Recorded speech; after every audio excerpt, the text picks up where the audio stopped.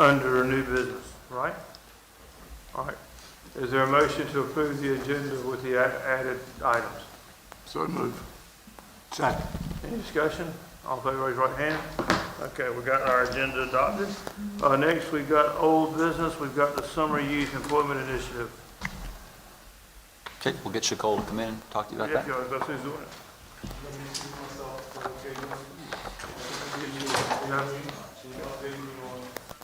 We will.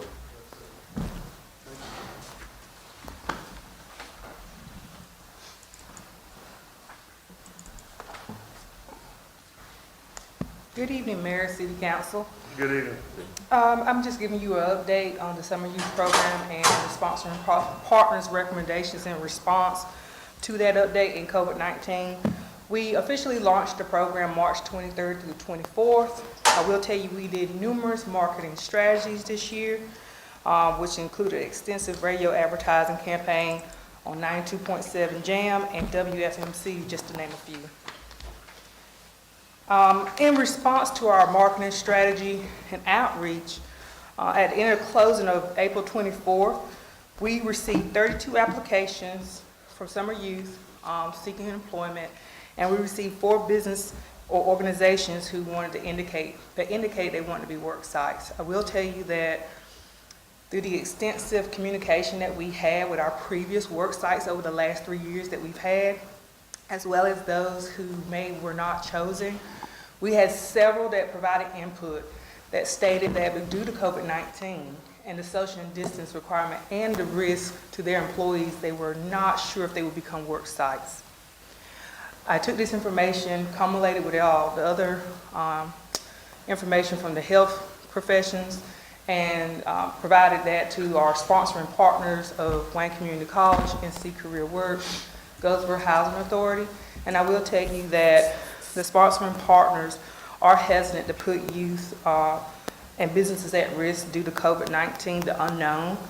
And we do perceive that the social distancing would be a long-term or normal practice that would pose some barriers to facilitating a program as such as we normally do each summer. Therefore, it's the sponsoring partners' recommendation to cancel FY Summer Youth Initiative Program and revisit back in January 2021 about facilitating a summer youth program for that next cycle. Are there any questions? Any questions? I have some comments, not necessarily questions. I guess my first comment is, if we have 4 businesses and we have 32 applicants, 4 businesses that are still on board with everything that's happening, why can't we just roll with those 4 businesses? So I get your research and I get your consulting the health, but 4 businesses said yes, and we have 32 applicants. I'm just thinking our young people have already lost so much. And imagine how empowered they would feel if they can contribute to their household. Imagine how empowered they would feel if they can offer some type of help for a parent who lost a job or got hours cut back. I don't want to take anything away from our kids, and saying that we're going to cancel this and then resume it back to January scares me, because I know what happens sometimes when the council says cancel and we'll come back to it. Some things we never come back to. I don't want to take that chance. So maybe we can't do it in January, maybe we can't do it in June. Could we say, okay, let's look at August or September, but we still want to do this because this is already losing momentum. We have some council members have already shared, even before I came aboard, how they feel about this program. I do not want to cancel this program. I do not want to take anything else away from our kids. Yeah, well, in response to what you said, council member, I would like to say that it's a proven fact that what you're stressing is a strong economy and empowering youth to one day provide us a strong economy. But the first business in order to do that is a strong health care. And we do not want to put any youth or any businesses at risk that we can jeopardize their health care. This is a very contagious, unknown virus, and I do believe that in the long haul, a strong economy, empowering our youth, first start with a strong health care that we will provide them or contribute by not putting them in harm's way. I will tell you that regardless of what the council has said previously, That is at their discretion, your discretion, or what you want to do with the program. The sponsoring partners is only looking at today. What's best for our youth and business healthcare and economic status, and taking as many people out of the line of issue of, contracting this virus. We're not looking to not facilitate a program going forward. We're just asking that because of the way that the program is structured as a 2-cycle program that goes into August, part of August, but cannot go through the whole time of August because school starts back. We are looking at, can we revisit in January of 2021 about facilitating our program as we previously have done at the beginning of June through August of FY 2021. We're not looking to eliminate a program all entirely. We're looking at to make it stronger, and making it stronger is to ensure that we provide the best avenue that will not affect people's health care. Let me ask you one question. You got 4 businesses and 32 applications, but 4 businesses is only 4 or maybe 8 kids. It's not. At the most, yes. Yeah, so you really hadn't done, I just want to be clear, we don't have 32 positions. No, It's sir. just 4 businesses, because a business only take 1 or 2 people. No. Oh, I understood that. Okay. That's clear. Okay. I know 4 businesses cannot accommodate 32, and then even in that 32, we still have an interview process. There are still other factors that come into play. What I'm saying is, why don't we utilize those 4 businesses? Is what I'm saying. And trust me, healthcare, I get it. Trust me. I argued at the last meeting. It's important. But we have 4 businesses that are saying they are still on board to support it. So I would like to still see us do it. And still be on track for January 2021 to really elevate this program. It's been years. This program should have been where you're trying to take it now. So I say let's do both, and let's build the momentum up into January. Here's my thoughts on it completely. And I agree with, if you had 8 kids who were making a little bit of money and one of their parents doesn't have a job, or this providing parent doesn't have a job right now, it could help. But what my problem is that while children can get the virus, they usually don't have the symptoms of everybody else. And if they carried that virus home to their grandparents, and that grandparent were to get sick and die, the city, I personally would take it as, saying, I could have prevented that. Well, we can say that with our city employees, though, Mr. Acott. We can say, think about what's happening at the prison now. The majority of those inmates did not show, only 30% of the people affected show signs. So I get what you're saying, but at the same time, aren't they at risk? We're all at risk. And we're all at risk for not showing any, it could be in this room, and we are not showing signs. So where I get what you're saying, I don't think that is strong enough to say, let's not utilize what we have. And I get it and I respect it, but I just don't think it's still strong enough. We're opening the city back up. Our kids could come downtown for a stroll downtown and get it and take it back home. Well, I'll tell you, council members, what you're saying is some valid points, but I want to put it in perspective to you. Summer youth employees are not essential. Therefore, there is somewhat a disregard to put them at risk. They are not essential workers, and I think that's something we might want to put in perspective. The program is vital, God knows it is. I've benefited from it myself, but they are not essential employees. I just kind of want to piggyback off what Councilman Matthews said. A bird in the hand is worth 2 in the bush. If we have 4 sponsors, I don't know if you're at liberty to disclose who they are. I know last meeting we said, we voted that we would do remote council meeting. And I saw my email, I was the only one that was going to do it. And I'm here tonight for that very fact, because I didn't want to be the only one not here. But as long as we have a backup plan in place, which we do with the remote, if we choose not to come, we have a contingency plan for that. I think with the 4 jobs that we do have, let's keep them in hopes that next year they'll still stay, because we've lost so many others already because of this. So as the federal government is doing this thing in tiers and opening up businesses on different levels, maybe if we keep it, maybe before August or maybe June or July, it'll be lifted to where we can have this. And I'm all about public safety and not interacting with, as she said, I mean, there's 4 that we have that are still willing to do this, so my recommendation is to keep them in hopes that this is lifted by that time, so that's my 2 cents on it. I've heard two that were kind of for it, one that's kind of against it, and I guess I'm fixing to hear Councilmember Ham. I'd like to ask the councilwoman to further explain her statement that she had heard about the attitudes of the council towards this program prior to her assuming office. With all due respect, Councilmember Ham, I don't think now is the time or the place, but I was around at the conception of this program. I participated. I was one of the interviewers for almost 2.5 years, so I know that. And I'm also aware that we've been going around the bush, and there have been certain things that we've been trying to weed off slowly that seems to be coming into fruition. And it's this national pandemic that we're using as a platform to scale off some of those things. We voted for one public comment per month. That's something that we wanted to do before this pandemic. We've talked about the possibility of this program being X when I first got on board. So we don't have to go into that. I don't think that's relevant at this moment. What I'm saying is now we have a decision on the table that says, are we gonna cancel this? And that whole cancel word scares me. It scares me, and I think we have 4 businesses that are on board, and I think we should do it. I think we owe it to our kids to still do it.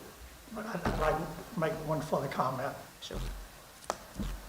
The implication was that council members had not felt a positive attitude about this program in the past. If that Let wasn't me you, finish, please. Councilmember Let me Ham, then finish. it's not you. Let me finish. I don't recall any council member, current or in the past, council members that were here before, opposing this program. I just want to make that clear.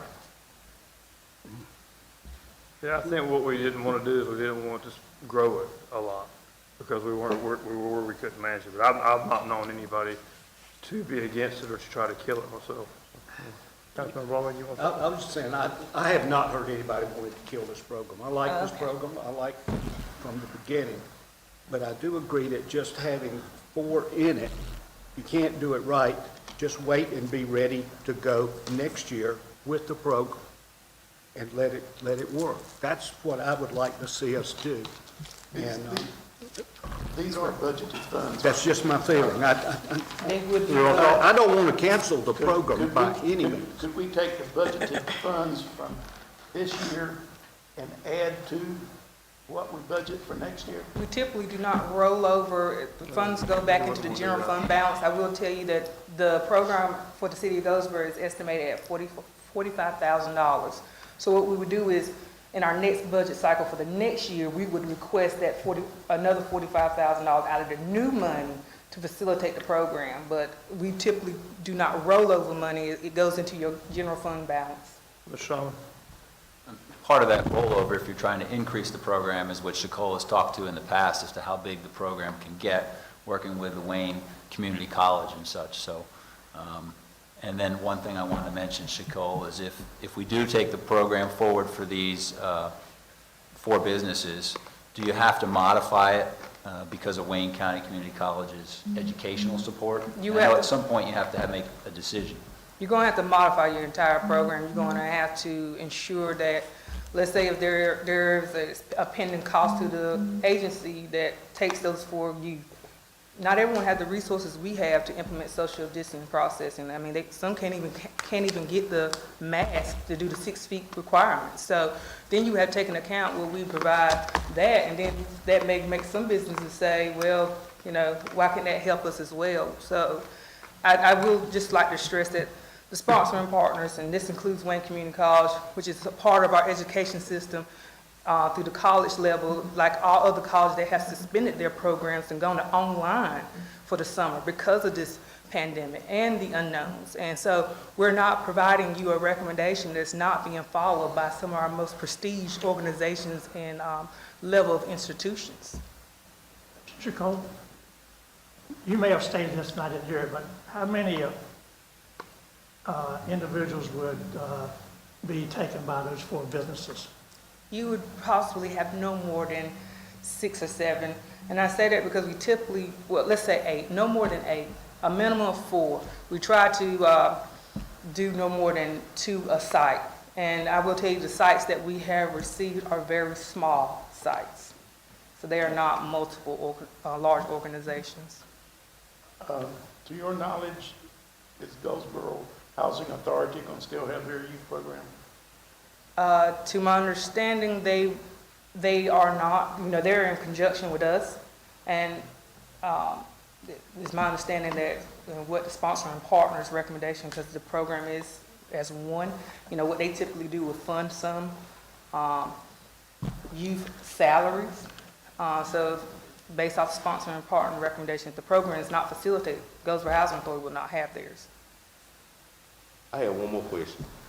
I know you said it's not typical that they roll over the funding, but being that this is a not typical situation that we're dealing with the pandemic, is it safe to say that we could possibly add money in the next budget year to increase the issue with the numbers? I know we had 32 applicants, I think you said at the closing of this application process, but I know it was a concern to add more. Would that possibly increase the budget for the next, if we were to, is that a possibility, Well, I I will tell guess? you, being that I'm not the finance director, but I do have 2 accounting degrees, you all are towards your year end of your budgeting. Right. There are going to be some line items that may come up that will exacerbate or take from that fund balance. So I would definitely say you need to wait until after June 30th of the closeout of your budget year to determine if those fundings are adequately available to roll over. You never know, there may be some unexpected expenditures, non-reimbursements that you will have to cover out of your fund balance that you may not be able to take a substantial amount to roll over for what we call a community service program. There may be essential needs services that you need to take care of from like fire, public works, or something like that. Thank you. All right, any other discussion? Will y'all tell Councilmember Williams to come back in? We got to vote. Yes, We sir. gotta vote on it, but I want him in here to vote. Okay, you will let me know. Thank you. Thank you, Shakola.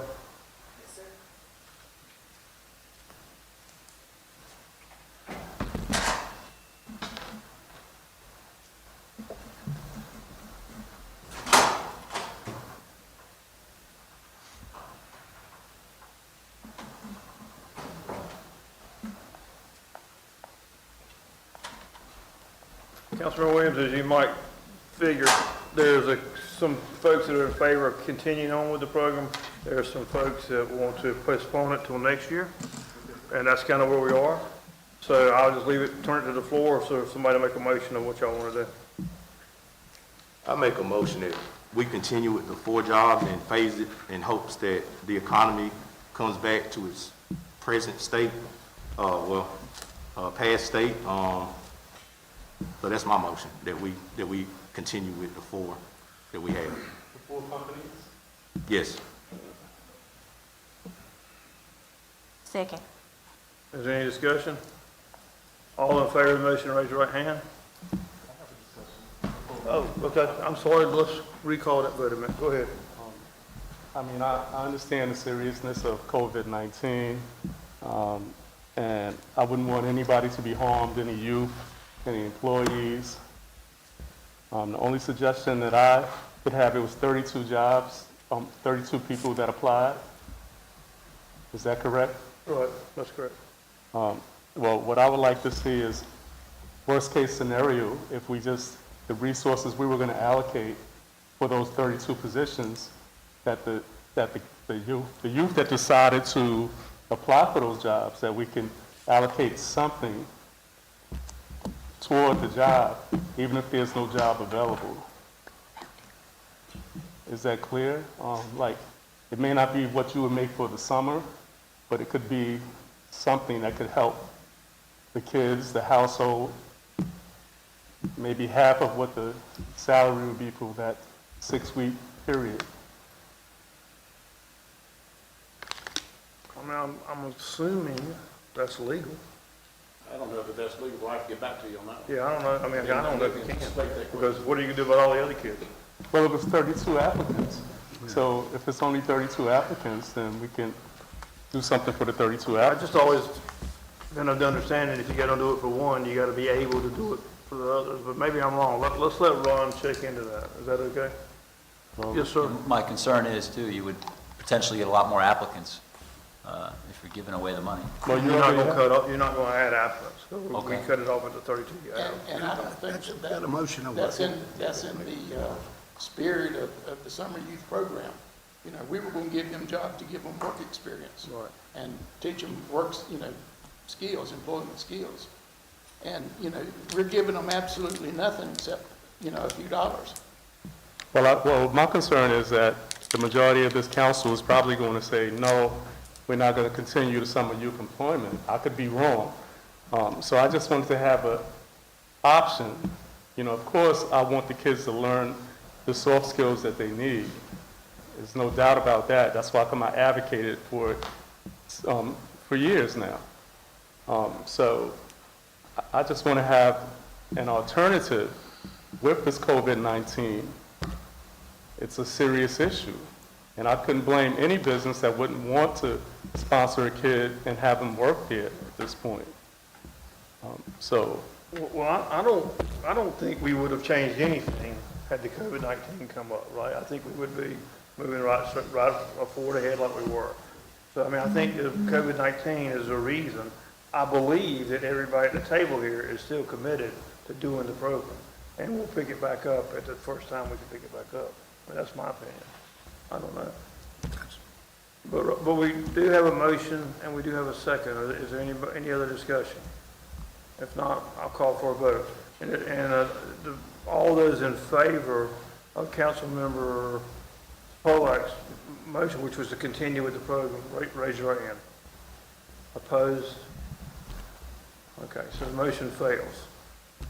All right, but I do think you have commitment that we will definitely continue the program. I don't think there's anybody against that at all. So Mr. Lawrence, Attorney Lawrence, for clarity, can you kind of research a little bit if there is something we can do, even if it's a gift card to these kids that won't be able to get a job based on the decision that this council made?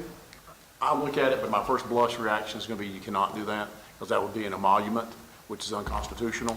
If you give somebody a gift card, you have to give every citizen in the city a gift card. But I'll look into it and see if I find something different than that. Okay, thank you. No big deal. Thank you. All right, we're going to go to new business, the water rate study. Water rate study?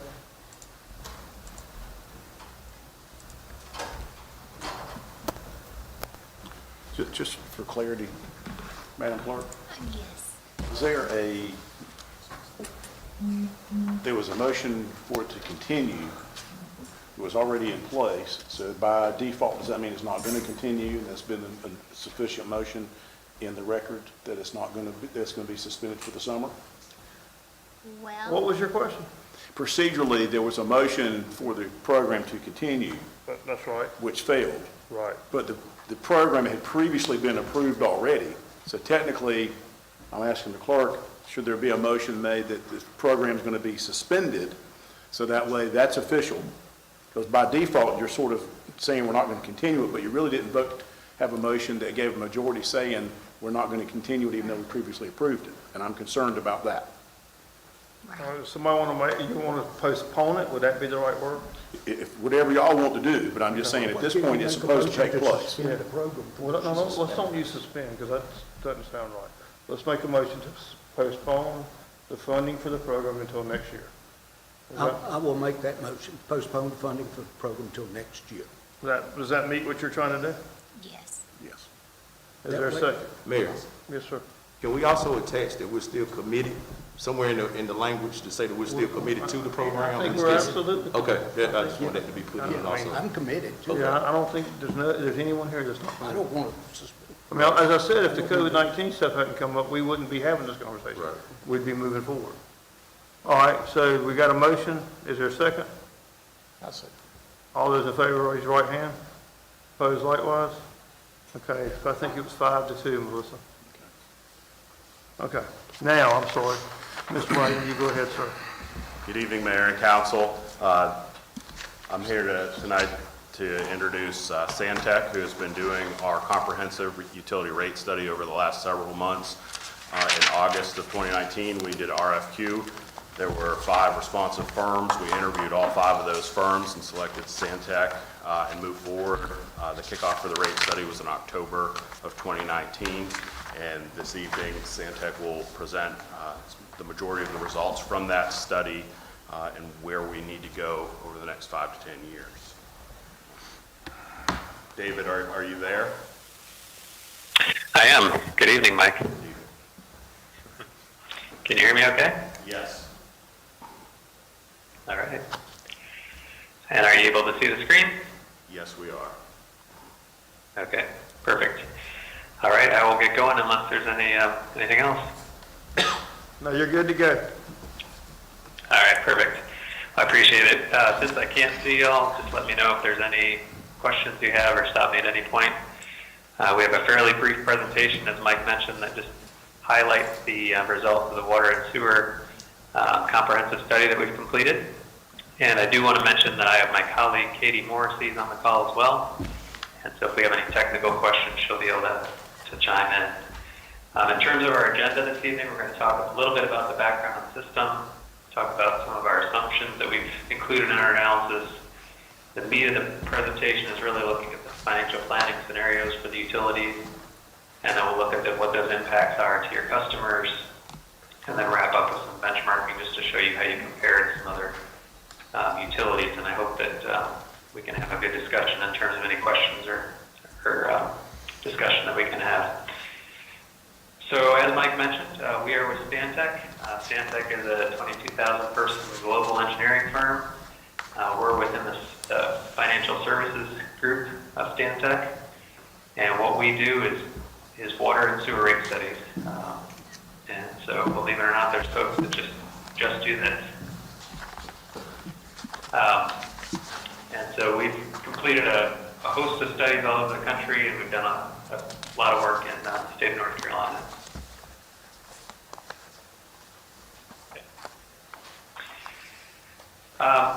So just wanted to provide a little bit of background in terms of your water and sewer systems. So the city serves currently about 14,500 accounts that are located both inside and outside the city. Vast majority are located inside the city.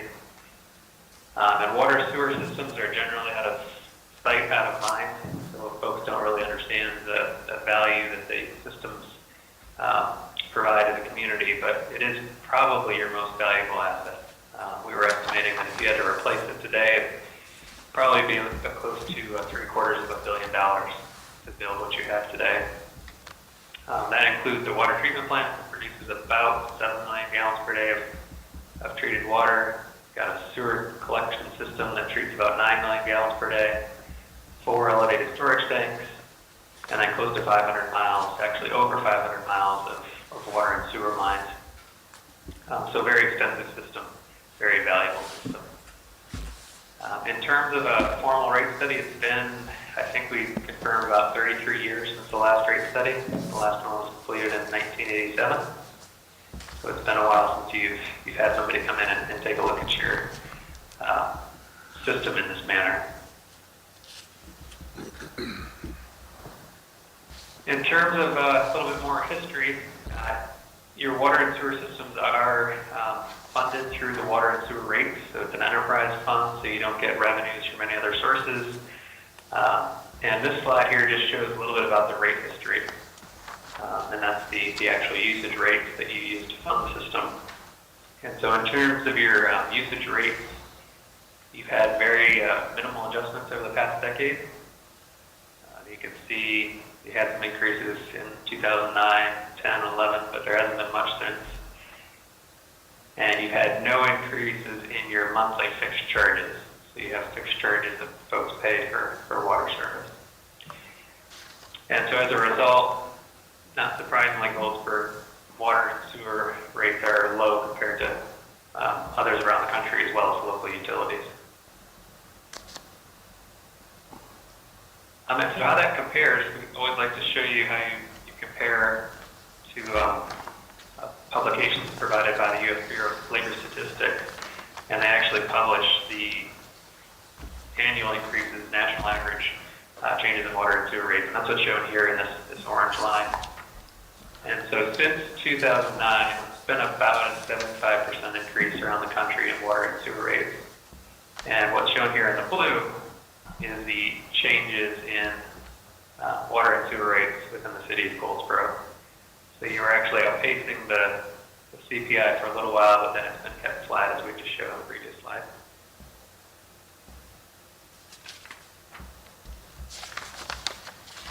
So any questions at this point in the background? Okay. Hearing none, we'll move on to the financial planning. And the way we look at this financial planning is kind of like your checking account. We want to look at those expenditures on the system, and then we want to look at the cash that's coming in to fund those expenditures. And then we want to make sure we're meeting the targets that we set for the system. And so on the expenditure side, we built a 10-year financial model, which uses the fiscal year 20 budget as your starting point. And then we're forecasting those expenditures forward on a line item by line item basis, looking at historical increases in expenditures, which is average about 3% per year. You have issued debt to finance construction of the system, so you've got about $24.5 million of outstanding principal on the water and sewer systems.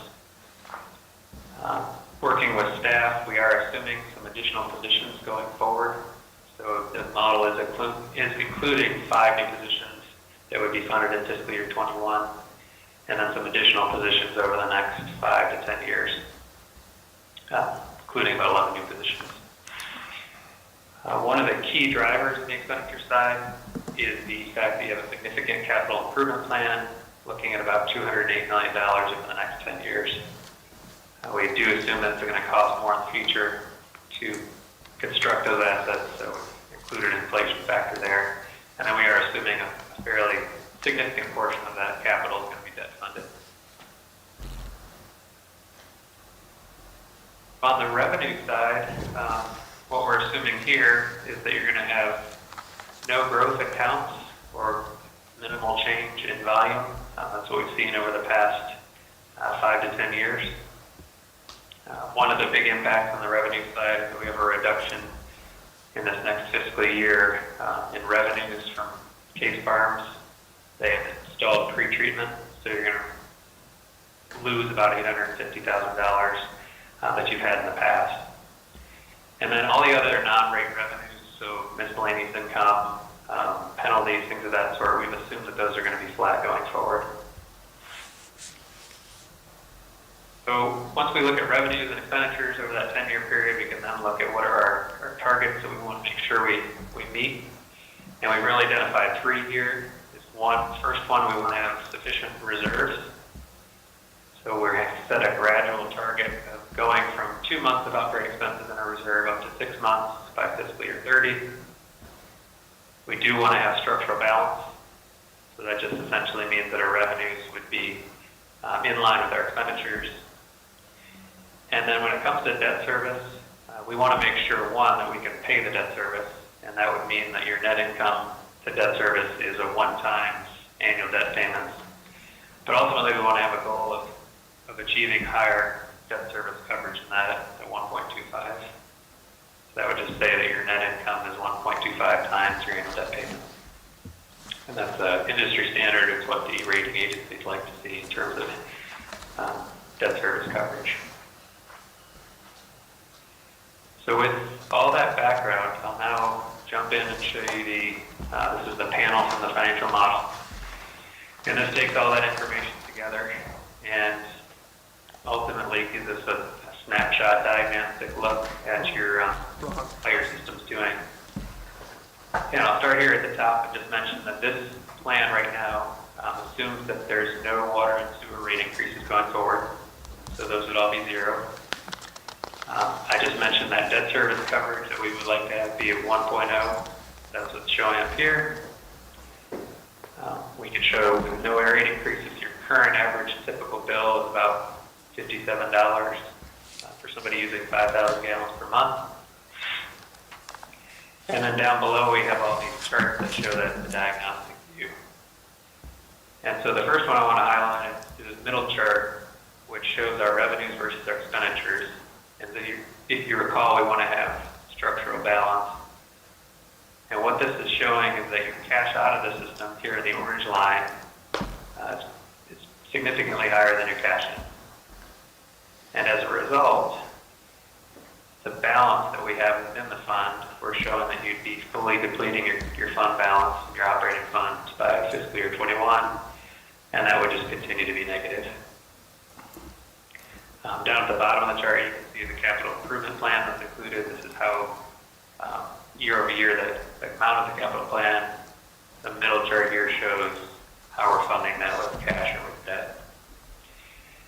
And so clearly this is not a sustainable forecast at this point. And so the next thing for us to do is to look at what happens if we try to solve it all at once. And so now you can see here, if we were to do a significant increase to 50% in fiscal year 21, that would increase that bill to about $86.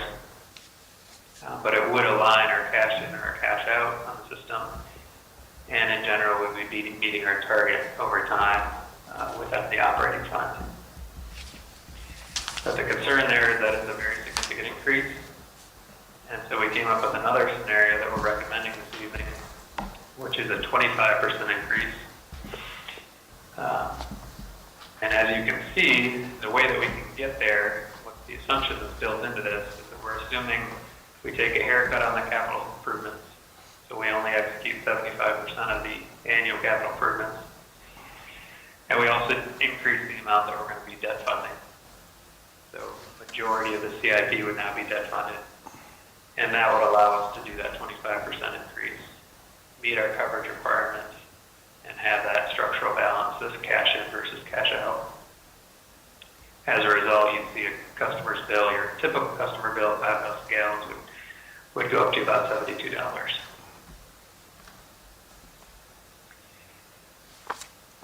So what that would do in terms of some benchmarking and comparison, this table here shows water and sewer bills for residential customer using 5,000 gallons versus surrounding jurisdictions. Where you are today at $57, where you'd be if you did a 25% increase at $72, and then the average around the state within these communities is a little bit less than $80. So even with that 25% increase, you'd still be below the average. And just as an interesting point, if we take that CPI index that we were talking about earlier, if you were to keep increasing your rates consistent with that CPI index, today you'd be at about $75. So it gives you a sense for where you would have been if you kept along with those annual escalations. One other point to note out here is that these are current published rates as it stands right now, and so they don't reflect what will potentially happen in fiscal year 21. A lot of communities increase their rates on an annual basis, so it's not necessarily an apples to apples comparison.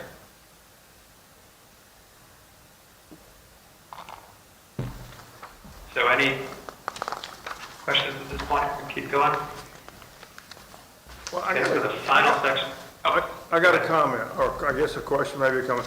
I think what happened is back in 2012 or sometime in that area, we realized or figured out we weren't charging what it was costing us to make the water. And so, if we were charging $1, it was costing us $1.10 or whatever it was. So we passed a resolution in order to say, okay, well, we're going to start charging whatever it costs to make water, and maybe a little bit of a profit too, so that we'll have money for the future. But it looks to me like we did that for a year or two, and then maybe we just got away from that. Or, I don't know what happened, I'm just curious. I can say in 2010, 11, and 12, that was the phase 1 and phase 2 construction over at the water treatment plant. So that there was significant money spent over there with the filters and the generators. But at some point, we've raised our rates, correct? No, not, well, there was a 5-cent increase, I think it was in 2017. Yeah, 9, 10, 11. Huh? 9, 10, 11, we raised the rate. Yeah, I know we've raised our rates. I don't know how much or when, I can't remember, I'd have to go look, but I do know that a couple times, we figured, or we were told that we weren't charging enough to cover our expenses, and we needed to raise them, and we did that at the time. I just don't remember how much or what it was or anything else. Yeah. Go ahead, I'm sorry. No, you're right. I mean, you did, it looks like the last rate increase of any significance was back in 2011, or fiscal year 11. So there were, some pretty sizable increases, but it's been just held steady. Okay. And one of the challenges is if you're not really growing, just to keep up with, inflation, you're going to have to do some modest increases. So to some degree, you've gotten a little bit behind. And so I'm going to flip. But are there any other questions at this point? Anybody got any questions, comment? I think we're good. Okay. So the last section is just a little bit of benchmarking.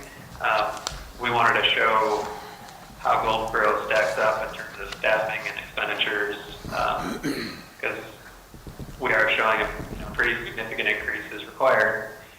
And so what we've done is we've selected 12 utilities that are located in North Carolina, some that are close in proximity and some that are similar size. But I do want to caveat all of this that while the benchmarking does provide some insight, it is limited based on the unique characteristics of each utility. Some utilities have different sources of water supply and whatnot. Some utilities subsidize their utilities from other sources and things like that. So in terms of the utilities that we looked at, you can see them listed here. The 12 utilities, the customer accounts, the miles of pipe, the water that's produced and the sewage that's treated, and then the number of staffing. And so this represents your current staffing as it is right now, 61. As I mentioned, the fiscal 21 budget, we are including 5 new positions to help meet the needs of the system. And so what you can see as we go forward, just taking that information and slicing it in different ways, one of the typical ways to look at this is to say, okay, how many people do we have taking care of the distribution and collection system? As I mentioned, you've got over 500 miles of pipe. And what we see here in the comparisons is that with the additional staff and with your current staff, Goldsboro is pretty much right in the middle in terms of you've got a little bit over 4 people per 100 miles of pipe, which is certainly not outside the norm. And again, it's hard to get apples to apples comparison because some utility systems are much older than others and would require more staffing. But the results here were that you're falling right into the middle of the range. Another metric that we look at is the expenditure per account. Totaling expenditures per number of accounts that you serve. And again, Goldsboro falls right into the middle. And most are right around $1,300 per year per account. So down at the bottom, we just have another comparison just to show similar size utilities, those that have 22,000 accounts or less. But again, you're right in the middle. Another metric to look at would be treated water per FTE. So this takes the water treatment plant staff and looks at how much water you're treating per FTE. And again, you're real close to right into the middle of the range, actually to the higher end of the efficient range when we look at just smaller utilities. And then finally, we do the same thing on the sewer side, looking at the sewage treated per FTE at the treatment plant. And here you're actually very efficient in terms of at the top of the range for the comparison utility. And so what we find, again, while it's insightful to look at benchmarking, it's certainly less than perfect due to differences between the localities, but we're not seeing anything outside the norm in terms of the expenditures.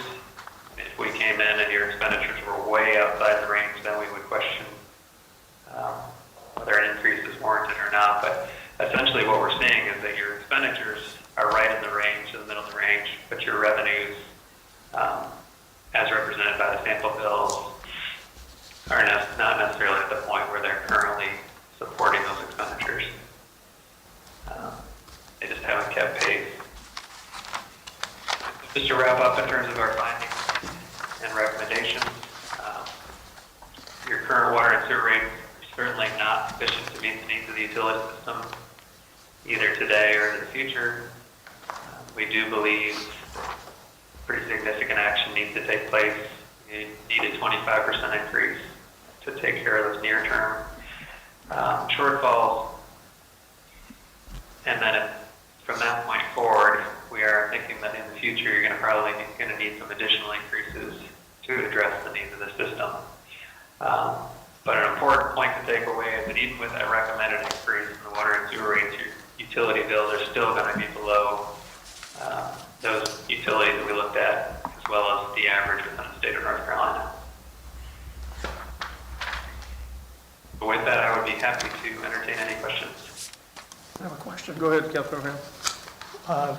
In your financial planning assumptions on revenues, you project no future growth in accounts or changes in volume, but yet in your prior financial planning assumptions on expenditures, you're proposing, in terms of staffing, 5 new positions to be funded in FY21, an additional 11 new positions over the next subsequent 4 years. So if there's no increase in accounts or volume, how do you justify the increase in staffing? Yeah, I can take an initial stab at that, and then Mike, maybe you can chime in a little bit. But so the primary reason is because of the requirements of the system in terms of maintaining the collection and distribution system, as well as making sure that you have adequate staffing at the plant. And so it's not necessarily incremental in that if we have more people using water, we need more staff. It's more of a maintenance issue in terms of keeping pace with the system that's aging and requires more and more maintenance. So quite honestly, if you actually utilize the treatment plant to a greater extent, you wouldn't necessarily need additional staffing, but you would get the benefit of getting additional revenues from customers. So really it comes back to the needs of the system, in that these are aging systems and they do require a significant amount of maintenance. That's really why those two items don't necessarily correlate. One example I can give you that Public Works submitted for this upcoming fiscal year is they requested 2 valve maintenance employees. So 2 people that go around the city, they're identifying our valves, they're exercising our valves, they're replacing our valves, they're maintaining our valves. We don't currently do that in our system. Our distribution system is 100 years old in some areas. It has all different kinds of pipe. The average pipe replacement program, the benchmarking and industry standard, is replacing 1% a year. So when you saw, David's presentation, we have 230 miles of water distribution piping, and we have a plan to replace about 30,000 feet of galvanized pipe 2 years from now, but we haven't done any water distribution piping in several years, so we're not keeping up with the benchmark standard of replacing pipe. So our system continues to age.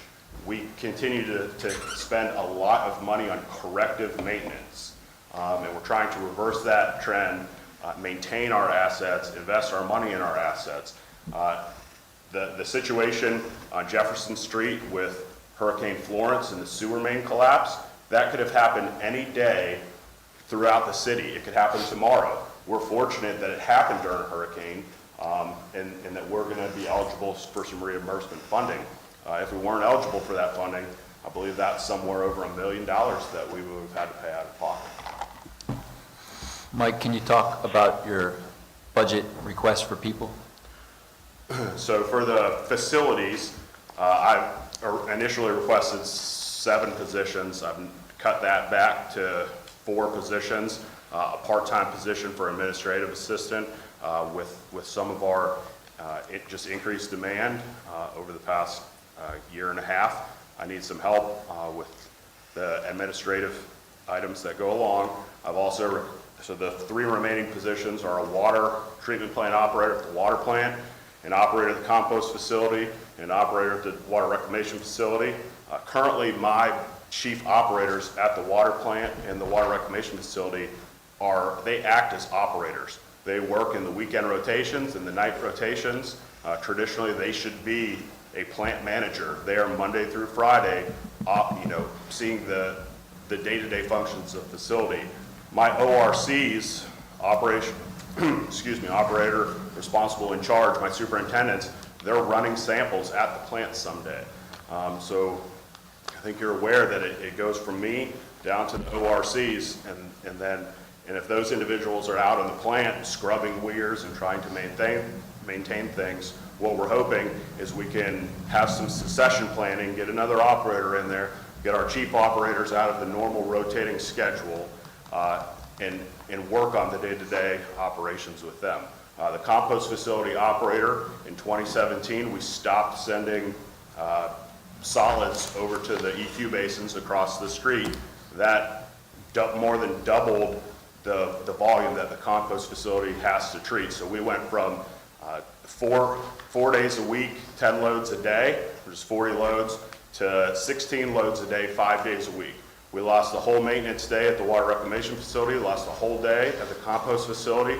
Our agitator has run pretty much nonstop for 4 years, 5 days a week or more. So the corrective maintenance that happens with the equipment not being replaced, with equipment not having time, for major rehab, this is why we're requesting an extra position.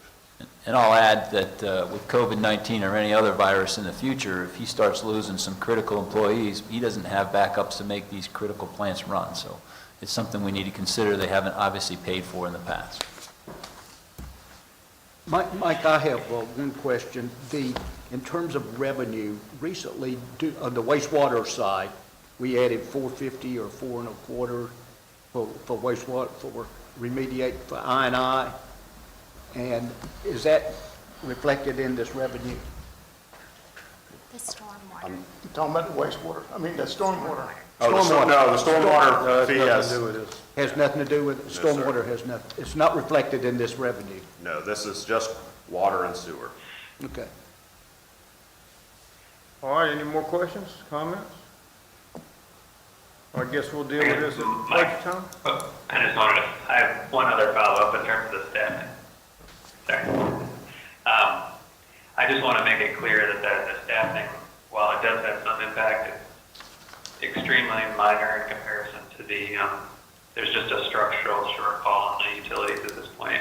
And so if you told me we weren't going to fund any staff, I may be recommending instead of 25, I'd be recommending 24%. So that really doesn't have much of an impact. It's really the capital and the existing debt, things like that. So just wanted to add that, but I appreciate the opportunity this evening. Thank you very much, David and Katie. Thank you, thank y'all. Thank you, good job. All right, thank you. Appreciate it. Bye-bye. So at the next council meeting, we can bring back an option, hopefully a decision as to whether you want to increase the rates or not, because we're going to have to budget accordingly. Can't we just wait till the budget? So going forward, we'll plan for the 25% increase in our budget, because Mike's got a lot of stuff that needs to get paid for, and if y'all don't want to do it or you do less, we're going to have to cut a lot of stuff. So Well, we might as well get this conversation out now. I'll tell you where I'm at. I don't know where anybody else is. I haven't talked to anybody else. But I think in this budget, we don't know anything about where we're going to be financially with COVID-19. We don't know if we're going to get money, not get money, what our deficit's going to be. I think we need to be very minimal at what we start out with in this budget. I think we need to have a minimalistic budget, and then we have a budget that if things get better, these are the things we're going to do. That's just my opinion. I don't know if anybody else would agree or not agree. But we'll have to get into the details a little bit more again with you, but there's a significant portion of debt that has to be covered. Well, you got to cover the debt. Yeah, I'm not saying you can't go with it, but I'm just saying, but what I am saying is maybe we don't need a new $100,000 this or $100,000 that for a little while. Maybe instead of 5 people, he gets 3. I mean, I'm just saying those are the kind of things I think we should at least look at, and try to conserve some money. And maybe Catherine's gonna go get us a $10 million grant and none of this is gonna matter. I mean, that'd be great too.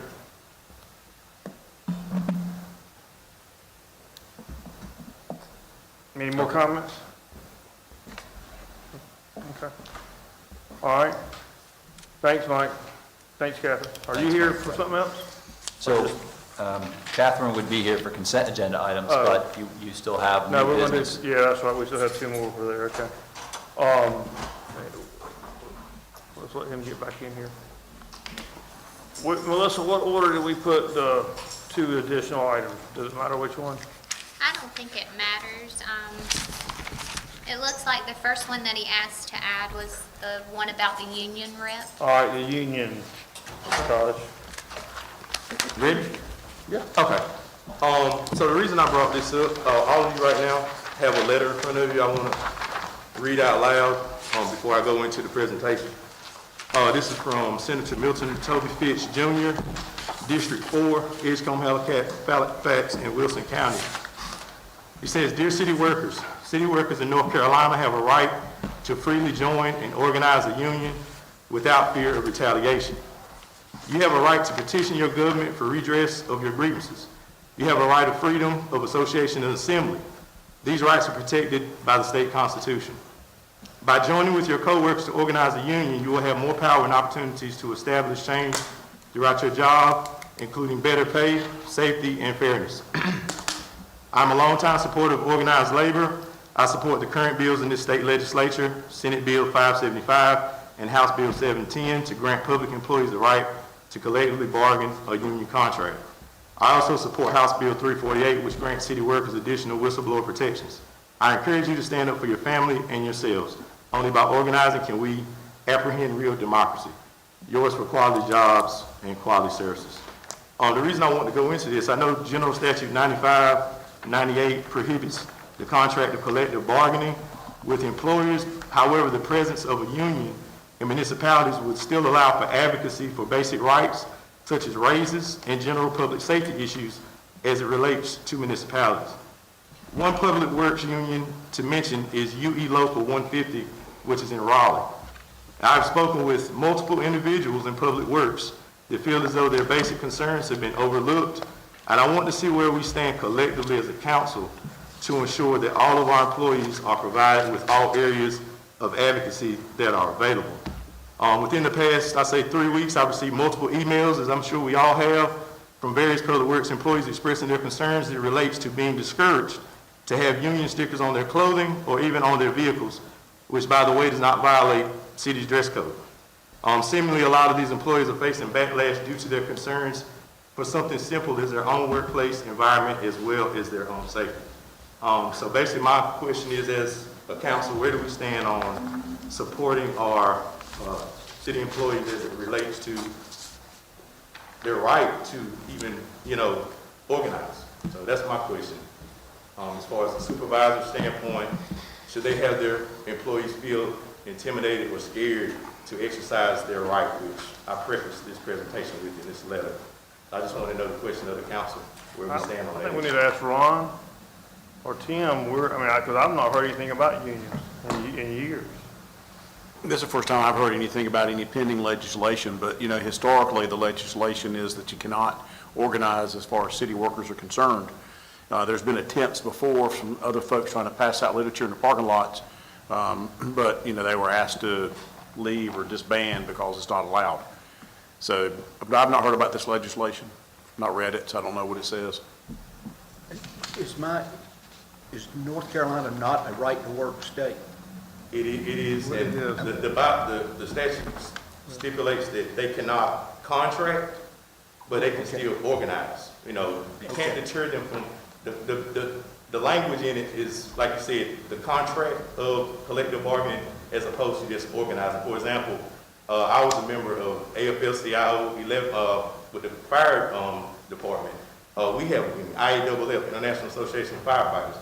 like I said, it's a right to work state, but we still kind of could have the advocacy. Okay. Just kind of like NEA, National Education Association, North Carolina Association of Education, which I'm a part of, not technically a union, but it allows advocacy from lawyers, things of that nature so I just don't want our employees to be discouraged from at least coming collectively and organized. Like you said, it's a right to work. They can't contractually work through the municipalities, but I just don't want the employees to feel that they don't have representation or can't organize. That's all. I don't think they should feel intimidated. And they may not agree. To me, I think if employees, especially a group of employees, are having issues, they ought to go through Rick first, right, or whoever their supervisor is, see if they get anywhere there. If they don't feel like they've gotten anywhere there, I'll go see Tim or Randy, whoever they're going to see. If they don't get anywhere there, then they ought to come see us. I mean, I think that you know, I would personally be fine with. I can show you like 60% of my emails, are from advocacy groups and city employees that, as I said when Mr. Fletcher did his presentation, and I'm starting to see now, it looks like a lot of the employers are feeling, retaliation due to their emails that they're sending me. And they've signed petitions and, I kind of would look for this to be in-house as a city for us to control our own situation, but seemingly a lot of them do not feel that they're, being treated fairly. So I just wanted to be a voice for that. Well, I think that you should take that up with Tim to start with, right? Okay. And then whatever we need to do, because we want everybody to be treated fairly. I mean, I don't get there. I'll just add, I have an open door policy for stuff like that. It should go through the chain of command, but I have heard nothing. No one's come up to me to have a discussion with me. So we'll look into it. Thank you. So for clarity, we just want to make sure that if these individuals do decide on their own to join, that there won't be any retaliation. Because of the affiliation with. I wouldn't tolerate it. Yeah, I don't think we would even know. No, not gonna retaliate. All right, what was your second one? My second was in reference to crowd control with the restrictions by the COVID-19 restrictions. I spoke with Chief West about 2 weeks ago in reference to a sorority that wanted to assemble in a parking lot, and I asked the question, the president wanted to know, could they assemble? He said as long as they were in their vehicles at the spacing, it was acceptable. But anybody outside of a vehicle, you can still only have 10, is what was told to me. Right. I got an email from one of my residents, 902 East Mulberry Street, that said that her husband was on the trail and he called her for assistance, and she had to go through about 30 people at the Greenway behind the Lantern Inn. Just 2 days ago, one of Councilmember Broadway's constituents said that, she wanted me to go through the proper channels and tell him about it, which I did today, but said that in Stony Creek Parkway, a person, I guess it's a gym, that's wanting to hide away from the main scene, and they're on the path, utilizing that path as a hideaway space, and there were 30 people on that trail, and she had to meander on her bicycle through 30 people. So, Yeah, I don't know about how many people there were, but I know I got an email this morning from somebody that was trying to use the trail. Right. Said they had to go around all They that. had to go around people working out. I sent it to Tim and Chief West, and Chief West is supposed to be handling it today. Okay. And they shouldn't be on the trail, period. Okay. So hopefully that gets handled today. And that's all I have. Thank you. Okay. All right. And can you follow up and just be sure? Yes, sir, we'll get you an email. All right. If you hear that again, I'll go. Next, we're going to go to the consent I'll agenda. go look at it. Just, Todd called me, because I'm gonna be there in 5 minutes. Okay. I'll just walk down there. Right.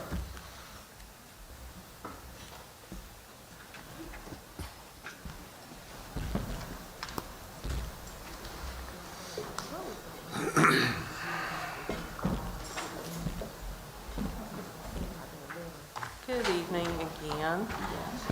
My first item is to accept or reject the initial bid to authorize finance to advertise for upset bids for 501 Dale Street from J.H. Moy Enterprises.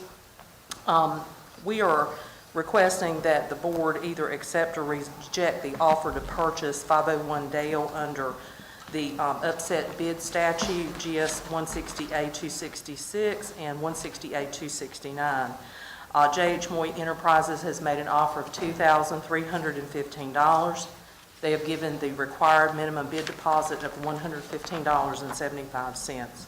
The tax value is $4,630, so they have made the minimum 50% offer. So if you have any questions, we just need for you to either accept or reject. Anybody got an opinion? Put it back on the tax rolls. Okay, accept. Y'all okay? I'm okay with it. Randy, Todd? Yeah. Okay. Okay. All right, so we're gonna say accept, right? Yes, sir. Okay.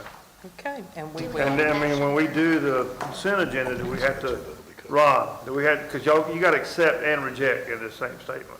So how are we gonna clarify? If you could make a motion, I think that would be okay. If you'll make a motion now that it be accept, and then when you do the consent agenda later, it will be to accept. Okay, I make a motion that we accept the initial bid and authorize finance to advertise. Second. Is there a second? Second. Is there any questions? All in favor, raise your right hand. All right. You got that part done. Okay, so I think that's all on that then, right? Yes, sir. All right. What's your next one? okay, so my next item is a sole source vendor resolution for LEA AID Acquisition Company. The City Council approved the acceptance of an award from the Governor's Crime Commission for funding to assist the Goldsboro Police Department's gang program in January of 2019 for the 2017 grant year. It was not awarded until 2019 due to various issues, mainly sequestration. So staff now has proposed to purchase a live link video system through LEA Aid Acquisition Company with the funds that have been allocated in the Special Revenue Fund for the DOJ grants. The total amount of the grant award was $21,365, and there was no local match. The department has spent about half of this already on other supplies that they have already purchased. And what the police department has stated is that the product is patented, and due to its unique design and function, there are no other vendors that provide a similar product. And since the staff has proposed to sole source the item, general statute requires that the board to approve the purchase by resolution. So we are recommending that the attached resolution for the purchase of the live link video system be approved for $13,500. Oh, I got one question. How did they spend the money, the other money, without us ever approving it? Well, it was already approved in the resolution, and they did it through state contract, so we don't have to bring state contract back. Well, you just said they spent it on junk. I mean, so I'm just trying to figure out what they did. I don't remember off the top of my head, but I can find it for you. It was like, I think ballistic. Okay, so the only reason you're shields. bringing this is because it's a sole source. It's sole and you have source, to- yeah, that has to be done by And I resolution. hate to be still dumb, but what is it? Sir, What is this? it's a video system. What are we video? It's a movable one, video. You can put it up any place you want to Oh, okay. track video. Got it. Okay. Any more questions? All right, Okay. all right. Item E.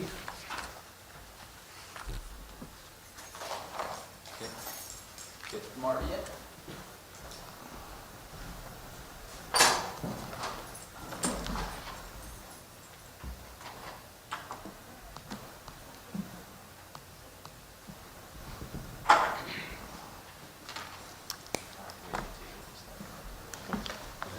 Good evening, Mayor and City Council. I have item E, which is the contract award for the wastewater system improvement project. April 21st, we received 7 sealed bids, and you can see the list of bidders down at the bottom. Amliner East Incorporated submitted the low bid for this project for a total cost of $502,287. They were reviewed by the Wooten Company, checked for accuracy, and found to be in order. We've reviewed the financing of the project with the finance director and determined that funds are available from SRP loan reimbursement. We recommend City Council by motion adopt the attached resolution authorizing the mayor and city clerk to execute a contract for $502,287 with Amliner East Incorporated, contingent upon divisional water infrastructure approval for the wastewater system improvements project. Any questions? Any questions? Marty, I have a question. Does this work in a And it's sort of a confined area, or is it sporadic throughout the city? There's 3 different locations. One of them is the Big Ditch outfall. And the other two are kind of in downtown area, between Royal and Elm. No other questions? Any more questions? All right, item F. I have item F also, which is professional engineering services for wastewater system improvements. It's the amendment number 2 to our existing contract with the Wooten Company. Originally, we had them do some preliminary engineering report and environmental information report for our SRP loan in the amount of $20,000. Then we added the amendment 1 to that same contract, which funded the field surveying, engineering design, permitting, and bidding services in the amount of $62,500. Additional services authorized by Amendment 2 will include SRP loan administration and construction administration for the wastewater system improvements project. And the summary of fees are listed there. Total Amendment 2 for wastewater is $49,180. We have reviewed the financing of this project with the finance director and determined that the funds are available from the SRP loan reimbursement. We recommend City Council by motion adopt the attached resolution authorizing the mayor to execute Amendment 2 for $49,180 with the Wooten Company pertaining to engineering services for wastewater system improvements project. Any questions? Yeah, I got a question for you. Now, it looks to me for this, like the previous money, they had everything done, surveying, engineering, design, permitting, and bidding. So they got it to construction, basically. They got it basically to construction, and their contract management will include things like reviewing submittals and things like that. Yeah, we can't do that. We don't have staffing to do that. Well, maybe we ought to get some staffing, because, I mean, we're spending fortunes on consultants. That I think, and if we're gonna continue to do this work, it seems to me like we might need to ramp up our engineering department. I would agree. Where we can handle a little more. You requested that in the budget, right? No, I did not request that in the budget. There was one assistant engineer you're trying to get. Right, we were converting the traffic engineer to an assistant city engineer position. But I would like to have my old position, when I first became city engineer, my old position went away. Well, I mean, just to me, And I think we need another we need engineer. somebody that can do more looking after the stuff. And, you know, for what you're gonna pay the Wooten Company to do one project, add a little more to it, and somebody could do 2 or 3 projects. I mean, is the way I'm looking at that. I don't know, but for today, I guess we need to do this. Yes, And sir. then we can go from there. But put that in your plan. Any questions? All right, thanks, Marty. Thank you. Personnel policy?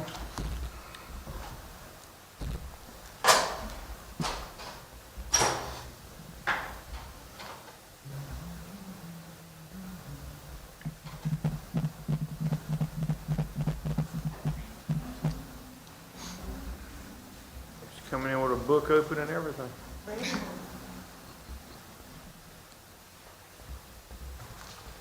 Good evening.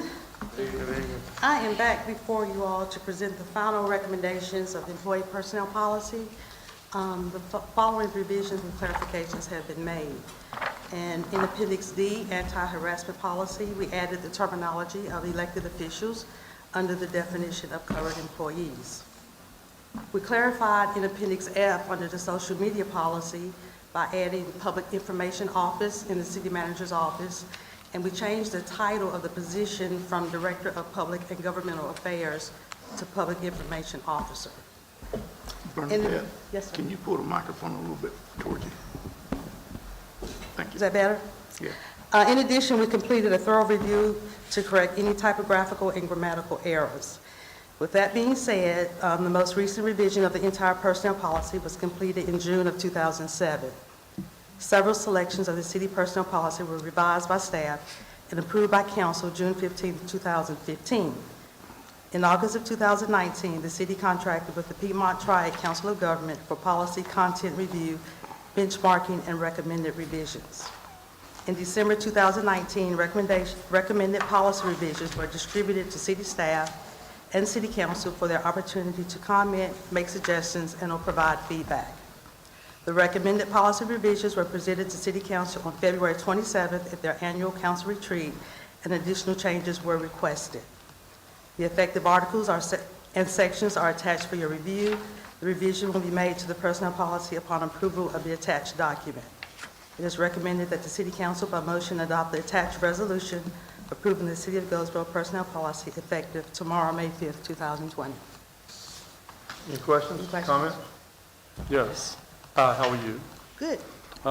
Section 7, I just need a little bit of clarity where it states destruction of records regulated, and it has no public official. Who do we mean as public official? No public official may destroy, sell, loan, or otherwise dispose of any public record except in accordance with General Statute 121.5. So when you say public official, who are we talking about as far as this is concerned? So you're saying define public official, is that your question? Yes. I would think a public official would be any employee and or elected official. That means any employee on staff or any elected officials and or volunteers in any committees. Okay. Any other questions? All right, thank you, ma'am. Thank you. H.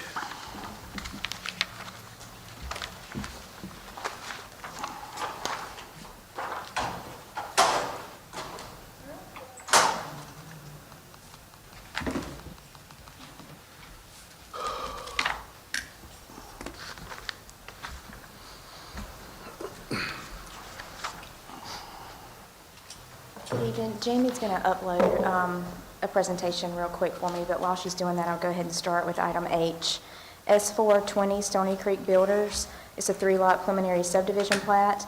The property is located within Spring Garden subdivision, which is located on the north side of Fedlon Trail between Salem Church Road and U.S. Highway 117 North. Goldsboro City Council approved the original subdivision plat for Spring Garden Section 1 in 1979. The parcel of the property proposed for subdivision is located between Granville Place and Aaron Place. The applicant proposes to subdivide the subject property into 3 private lots for sale and single-family residential development.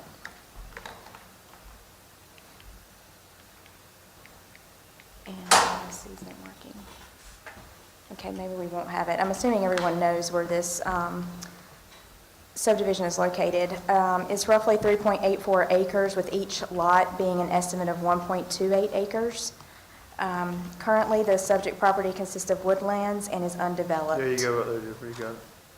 Oh, yep, got it, perfect. City water is available to serve the property. However, inadequate pressure exists for domestic and fire protection purposes. City engineering is currently in the process of investigating measures for increasing water pressure within the subdivision. If city water pressure is not adequate, staff has been informed by Wayne County's Environmental Health Department that on-site private water supply wells may be utilized subject to county approval. Approximately 1/2 of the approved subdivision is located within the city limits, and the other half, including the subject property, is located outside the city limits. As such, the subject property will be served by Belfast Fire Department.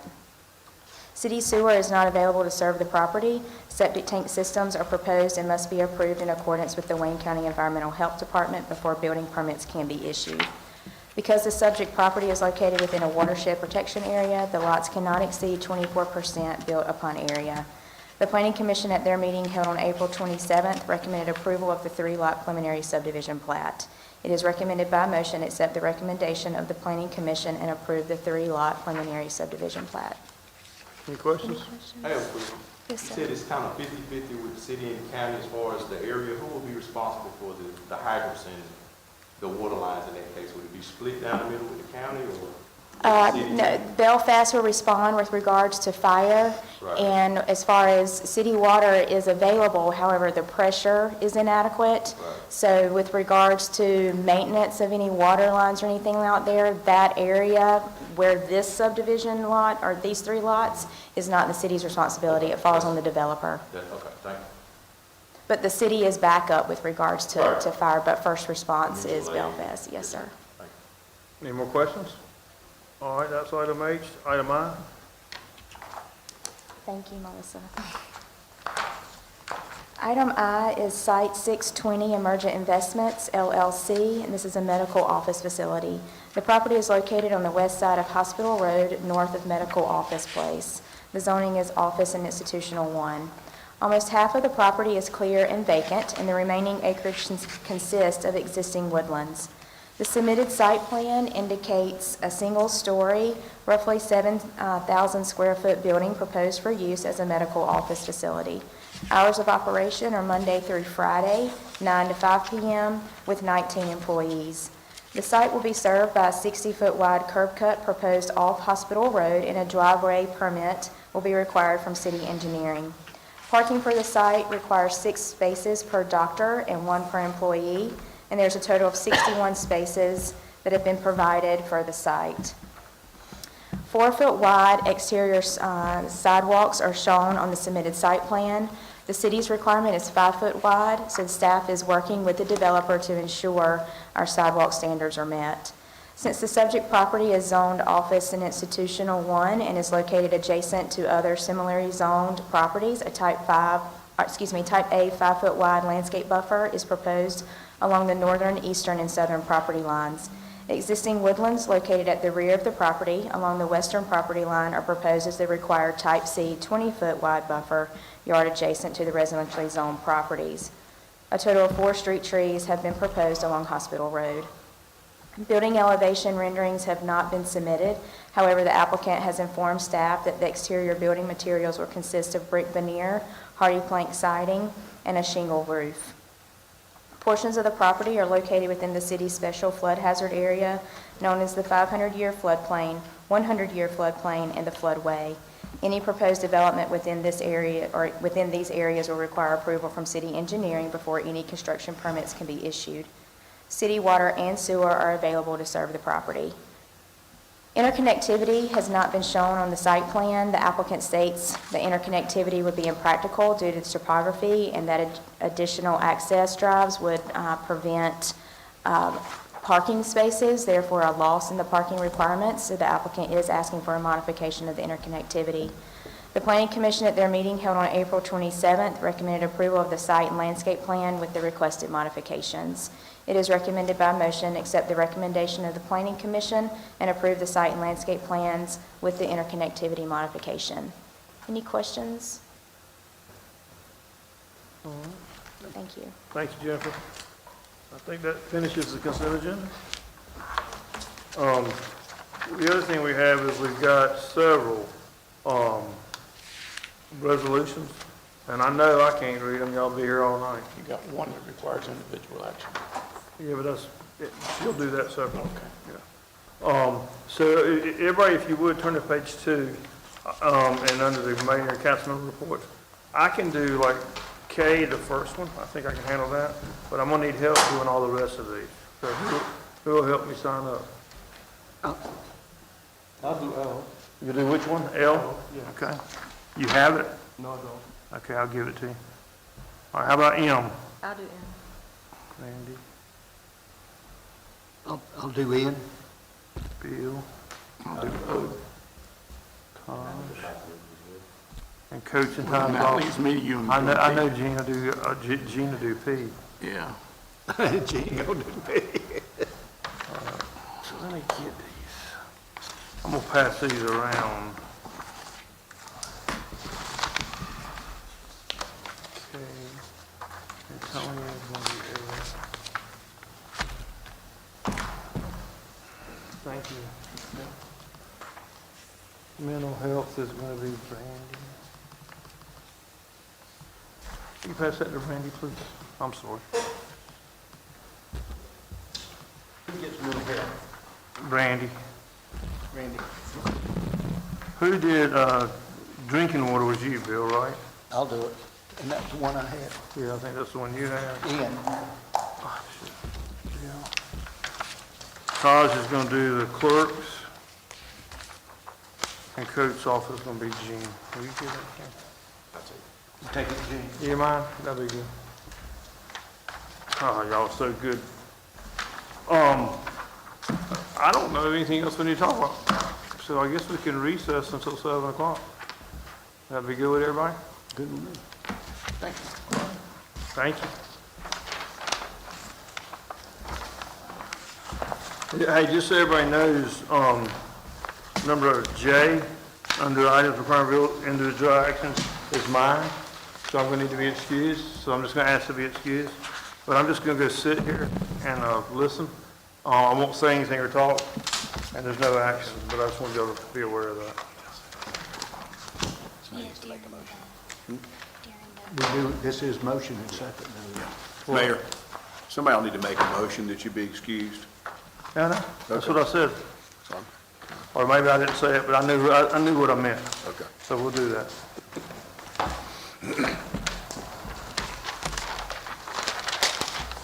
I just wanted to know I wasn't really gonna walk out the room.